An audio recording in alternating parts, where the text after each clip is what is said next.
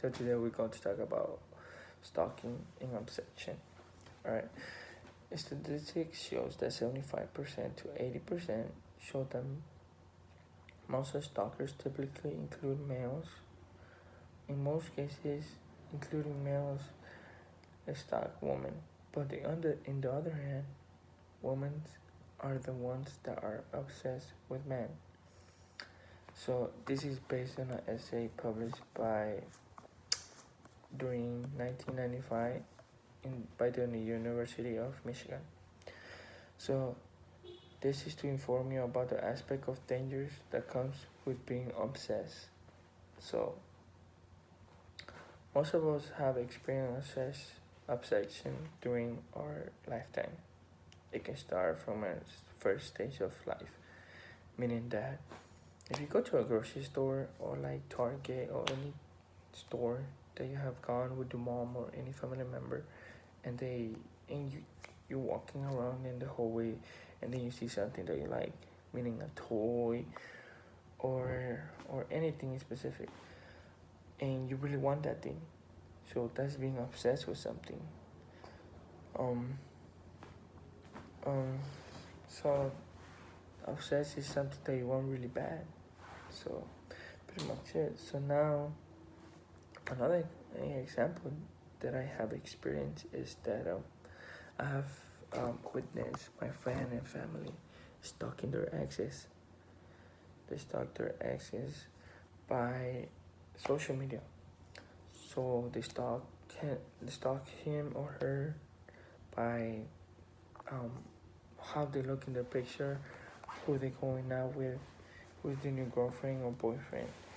So this gets out of hand in some point when um, they stalk their exes and they want to find out what's the new girlfriend or boyfriend. So they send a friend request to the new person in their life, or they just make another different account so they can stalk them. So this is getting out of hand. So it's pretty much it's not love, it's obsession with someone. So emotionally can actually quite be different, whether positive or negative. But emotion in my opinion, obsession is a positive way. However, for some people can be negative. So this might they might be um they might be negative for them, but for me it's positive. So for me, in my opinion, obsession could be positive, but not into a person, but into something that you like a goal. Like obsession is like, oh, I want to become an engineer, or I want to work hard, I want to study hard. That's an obsession that I really like. Um, Obsession can be really powerful in someone because they can actually work hard to accomplish what they want. You know, like you were a little kid, so if your mom told you, okay, if you behave good, I will buy you the toy. So you do behave good. So in my opinion, obsession can be good, but not towards someone else, because sometimes it's like getting out of hand. So to start with, obsession is a feeling or thought that continuously preocupates with a person's mind. Having an obsession in your life can bring out of most of our capable self and motives to us to find creativity and cleverness to achieve our goals. Having having in mind that often it's impossible to achieve something great without being just a little obsessed with it. This may take us greatness and littleness. Being obsessed with certain things can also keep us behind since it's in can also keep us behind since it interferes with our ability to get work done. So we will put we will put obsession things before things that actually need to be done. Obsession can also kill a relationship. For example, when someone wants to be with a person, they are obsessed with them 24/7. meaning 24 days for the whole week. It doesn't let the person take a break from them. Like, you want to know what it's doing, like at what time they're eating, or like what they're eating, like are they going out, are they home. So that's obsessing with someone. That's really bad. That cannot be happening. So there had to be a boundary between them.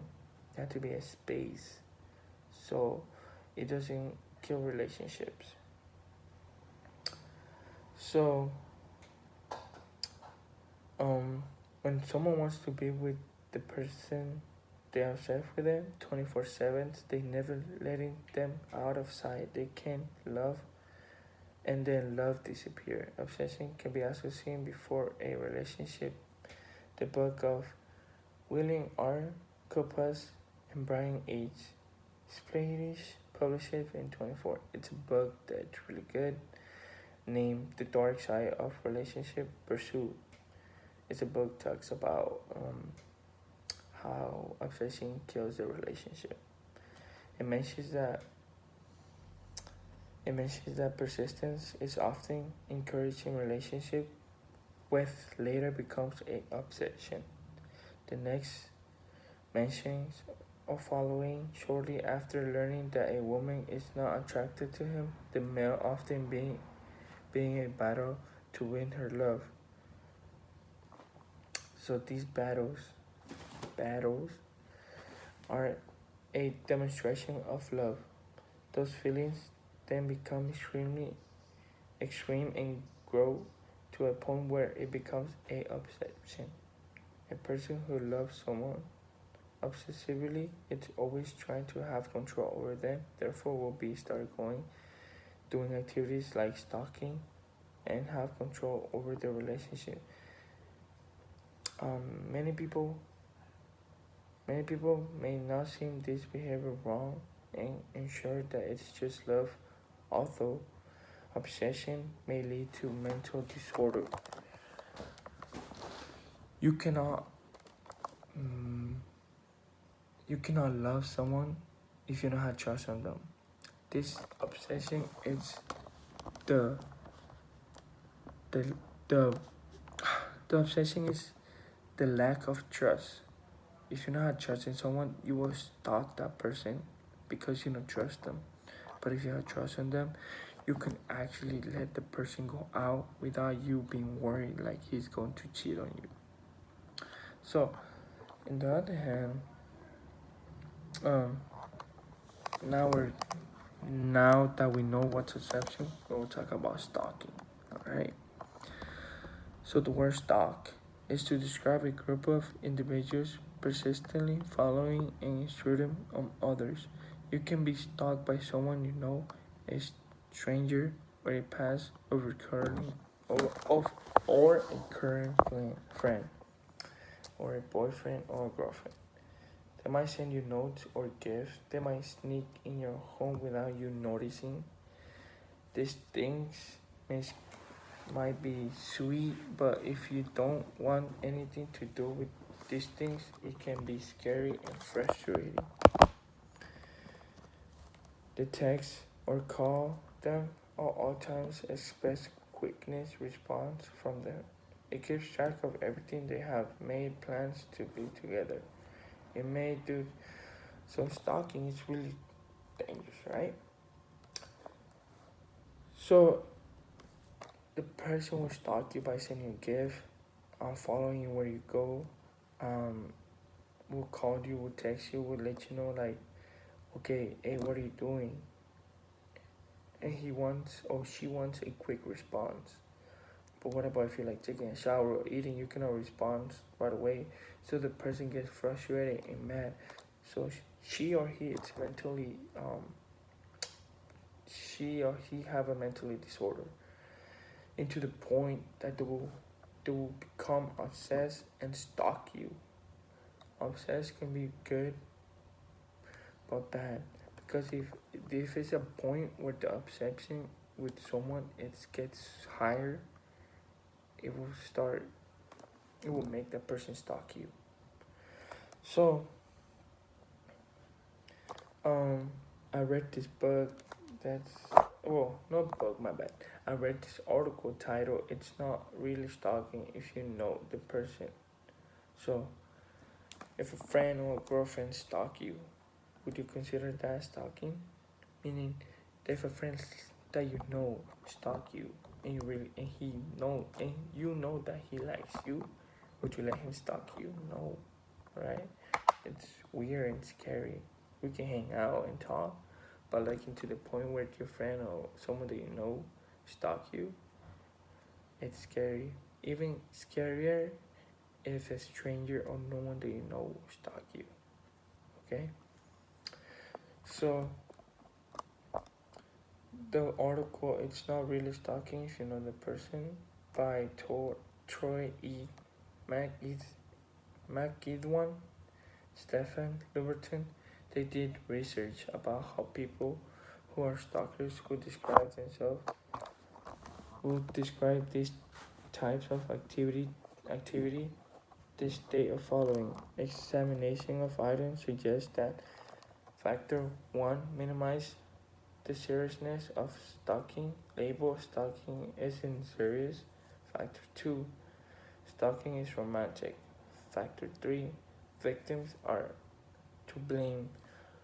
All of the three factors from the research make stalking seem as positive outcome. Stalking tends to be more activities in people who have or not or are not dating. These stalkers have motivations or a reason for what they're doing in which they change over time. The primary reason is talking about obsession. So, in conclusion, today I discuss can how someone can be obsessed to reach their goals and won't stop until they get it. However, this feeling will eventually wear off when they are left with repeating what they have swore as they were. So, obsession drives a person to reach their goals, but depending on their goals may cause harm to people around them. Not everyone reaches the same when they're obsessed.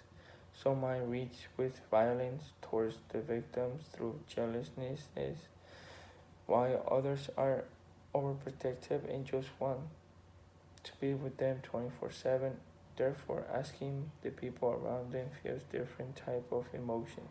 The act of obsession can have both negative and positive outcome for the person being obsessed, affecting everyone else around. People want happiness in life. Therefore, we can include the obsession in pursuit of happiness. Thanks.